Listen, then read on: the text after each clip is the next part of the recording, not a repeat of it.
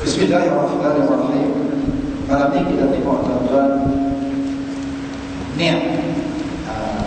Ini nak kalau hujah orang yang kata sayang kita tak payah dah. Sahaja aku ada kata Allahu Akbar. Tak payah orang tak payah. Allahu Akbar kita sudah. Sampai itu yang tanya itu yang kita okey dah lah. Dia berkata hujah orang yang mendapat demikian. Jadi hujah-hujah niat dari sudut bahasa adalah lintasan di dalam hati. Lintasan di dalam hati. Dari sudut istilah niat muka surat orang yang muka surat 71. Muka surat 71. Niat dari sudut bahasa adalah lintasan di dalam hati. Dari sudut istilah niat merupakan lintasan hati yang disertai dengan perbuatan. Definisi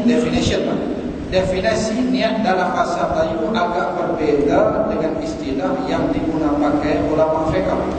Qala Rasulullah sallallahu alaihi wasallam fil hadis sahih, innamal a'malu binniyat wa innama likulli imri'in ma nawa. Rasulullah bersabda, sesungguhnya semua perbuatan itu amat bergantung kesahihan dan kesempurnaannya kepada niat. Dan sesungguhnya setiap orang hanya akan mendapatkan sesuatu yang sesuai dengan niatnya. Riwayat Imam Bukhari. Jadi mana ini sahih. Muka 9 juzuk 1 dalam Fathul Bari, dan ia merupakan hadis yang sahih. Okey. Jadi tuan-tuan kalau tuan-tuan tengok Facebook ataupun tuan-tuan cari dalam Google, boleh tak ada masalah, cari je lah. Tapi tuan-tuan kena ada tag asal dah. Macam Bukhari, macam hadis. Paling tak ada hadis lah. Itu pun saya dah hafal tu banyak 2-3 hadis yang dia buang. Tuan-tuan kena ada tag asal Bukhari. Yang bahasa Arab dalam bahasa Arab. Kemudian tuan-tuan kena ada tag asal bahasa Arab Fathul Bari. Kadang-kadang dalam itu tipu. Hadis tu dia kata riwayat oleh Imam Bukhari dalam masalah apa semua ni. Kita cari ada. Bohong ya. Dia tulis dalam Google kan. Dia nak bagi yakinkan orang, dia kata hadis dia yakin dia apa? Hadis Bukhari bab mashul khuffain, hadis yang ke-13. Kita bukan cari 13, kita cari sampai habis. Dalam hadis Bukhari itu mashul khuffain, kita cari sampai habis. Sampai 30 hadis, dia kata hadis yang ke-13. Kita cari daripada 1 sampai 30. Matan hadis itu tak ada. Itu bagi penipuan dalam internet. Jadi jangan kita kena tag asal tu kena. Boleh rujuk tak apa? Tak ada masalah boleh. Tapi tag asal kena ada, dan kita boleh pilih. Kita boleh select hak mana betul, hak mana tak betul. Hak mana madu, hak mana kacau. Hak mana benar, hak mana tak benar. Kita kena ada orang rujukan kita. Kita nak rujuk. Setiap orang yang menunaikan solat, okey, sebelum berlalu kita tengok tuan-tuan. Dengan niat benda hak baik jadi tak baik, benda hak tak baik jadi baik. Dengan niat. Okey, apa dia benda hak yang nampak tak baik tapi jadi baik? Seorang lelaki lagi minum anjing di padang pasir. Di padang pasir dia turun, dia minum air, dia dah apa, dia minum air, dia naik atas tengok anjing. Anjing tu kan sentuh dia, kalau kita sentuh dia najis Allah.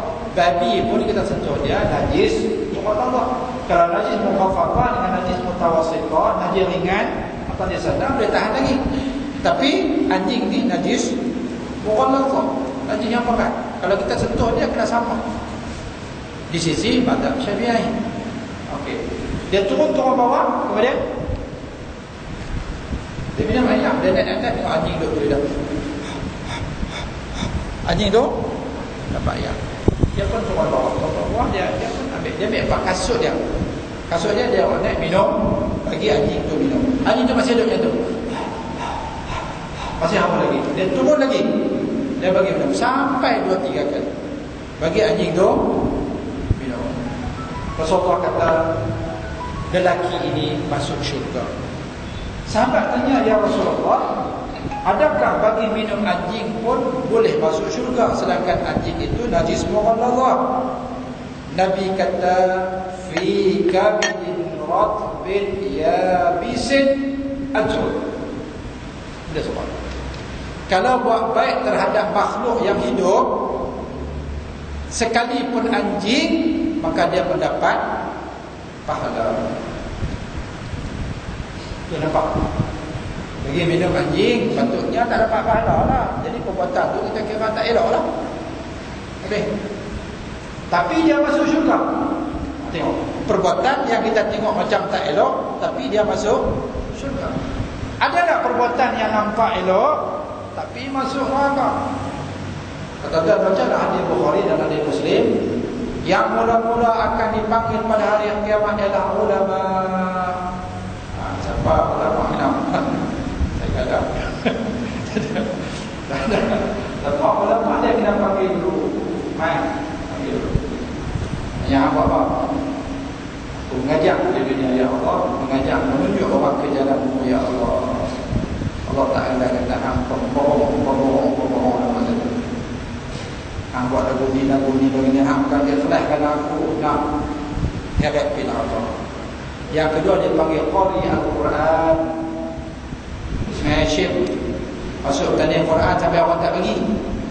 Sampai orang tak benar dia masuk, tuan-tuan. Dia 7 kali Johan antara bangsa berturut-turut nak masuk kali ke-8, dia kata sudahlah kot. Kalau hak masuk tak ada apa boleh lah, tak boleh kan? Tu Ismail Syekh kepak dia tu, kepak dia tu. Tapi orang tak pergi masuk lah. Tu. Yang kedua, bukan bagi Ismail Syekh dah lah, tapi saya bagi contoh apa kata Ismail Syekh ni hebat dia sampai tu. Qari al-Quran akan dipanggil. Hang buat apa? Ya Allah, ya Tuhanku, aku di dunia dahulu sentiasa membaca Al-Quran. Aku sentiasa mengajak orang membaca Quran. Allah Ta'ala kata bohong. Hang buat lagu ni, kerana lagu ni tak ikhlas kerana aku. Dah, dia akan masuk neraka. Yang ketiga, orang yang berjuang pada jalan Allah fi sabilillah, Allah Ta'ala panggil orang mati syahid. Patutnya tuan-tuan, 3 orang ni buat kerja baik ya.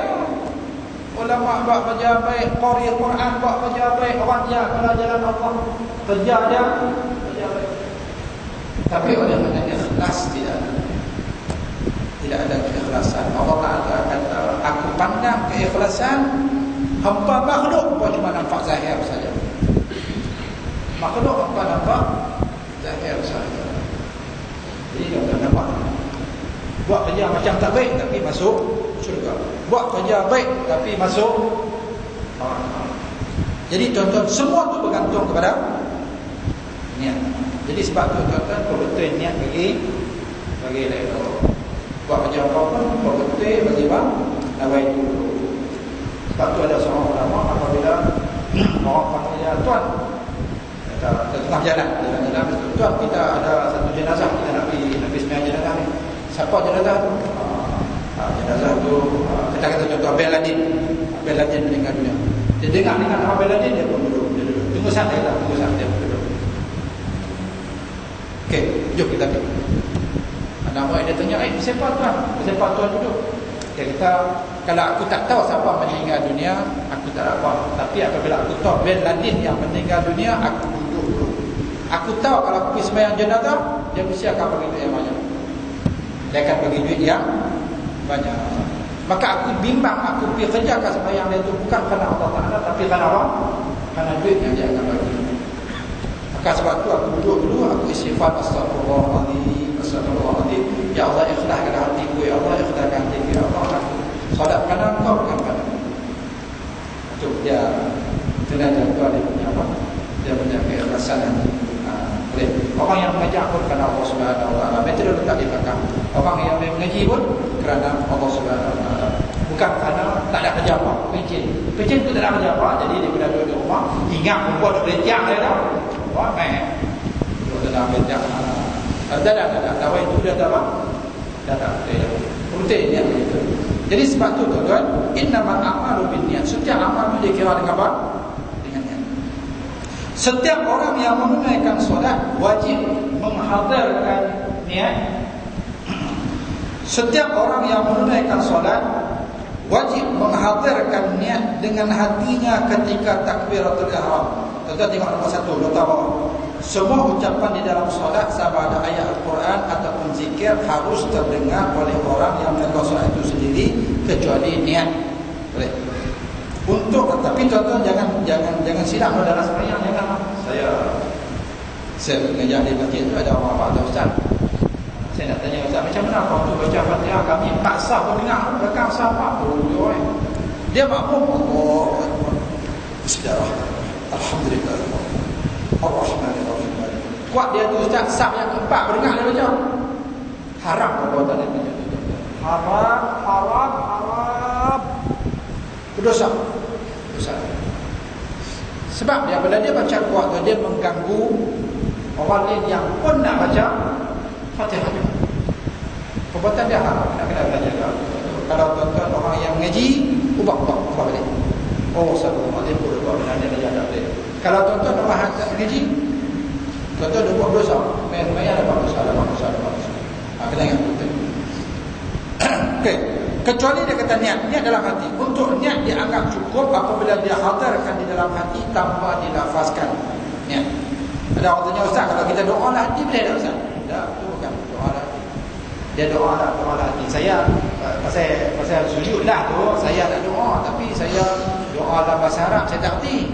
Saya ada doa dalam bahasa Melayu, takut patah mayang. Dah saya doa lah hati boleh tak? Kalau dalam hati tidak dinamakan doa, itu nama dia niat. Hal tersebut didasarkan kepada sabda Nabi Muhammad SAW berbunyi, sesungguhnya semua perbuatan ataupun amal itu akan bergantung kepada niat. Dan sesungguhnya setiap orang hanya akan mendapatkan sesuatu yang sesuai dengan niat dia. Jadi kalau misalnya kita niat itu dapat apa? Dapat.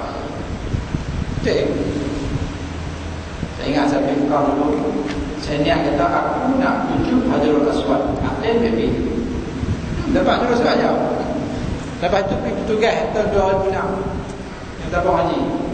Aku niat nak bagi dapat doa di Multazam. Akhirnya pergi. Hajarul Aswad tak dapat. Nah, kita ikut kita apa? Ikut kita niat. Itu niat belajar silap cekak. Aku nak niat belajar silap cekak ni nak sampai ujian.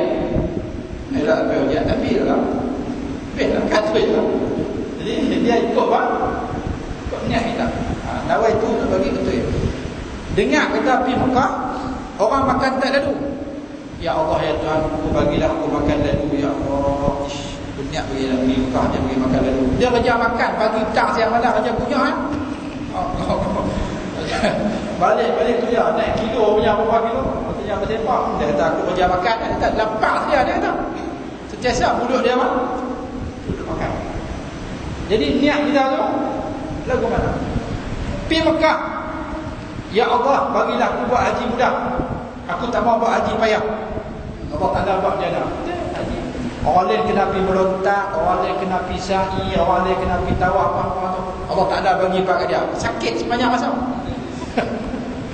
Duk hospital Aziziyah. Tawaf pun orang usung pi, batu sa'i pun orang usung, Masjid Arafah orang usung, pi Mina orang usung duk. Duk lelah. Elok-elok habis musim haji, lega tu sihat wal afiat. Ada bukan? Nak doa dapat haji mudah, Tuhan bagi apa? Bagi mudah semua. Okey. Ada itu nak tuan-tuan, dia kata ikut apa yang kita lihat. Dan Tuhan mengetahui apa yang ada di dalam hati kita. Jadi tuan-tuan yang lain kan, ikhlasnya bela anak, ya Allah aku bela anak untuk menunaikan tanggungjawab yang Kau amanahkan kepada aku. Dan kita buat baik dengan mak pak kita, ya Allah aku buat baik dengan pak aku dan ayah aku bukan kerana aku nak ambil harta macam ada luaham, ada luahid, ada luahu, ada luaham ada di sini, ada luahid, ada bukan kerana nak harta kita, karena kita menunaikan tanggungjawab kita terhadap ibu bapa kita. Pelihara mereka, buat baik kepada mereka sebelum mereka mati. Aku bela anak ya Allah, nak melaksanakan tanggungjawab yang Kau amanahkan, bukan supaya nanti ini aku tua di bawah dapur. Itu ada wanita itu kan. Contoh